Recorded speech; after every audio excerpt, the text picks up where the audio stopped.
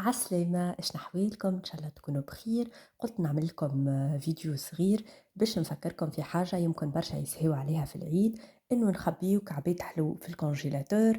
نلقاوهم، نوروا بيهم وجهنا وقت اللي يجيونا ضيوف والا لما على غفلة.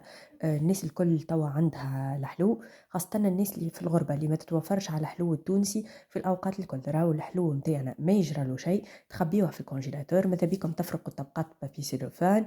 انا ما عملتهاش الحكايه هذيا، مي سينون تخبيهم هكا ما يجرى لهم حتى شيء. تحطوهم في الكونجيلاتور وقت اللي هكا تشتهيو حلو تونسي ولا يجيكم مناسبه، تلقاوه حاضر بيش. خاطر توا الناس الكل عندها الحلو، اللي ما حلش في الدار راهو شري، واللي ما شريش راهم دارهم بعثوله. معناتها ما شاء الله الحلو التونسي متوفر، وحاجه ما نلقاوهاش في البلدان الكل كيما هنا في النرويج. بريسك معناها مش موجود الحلو التونسي. هكا فكرتكم. باي.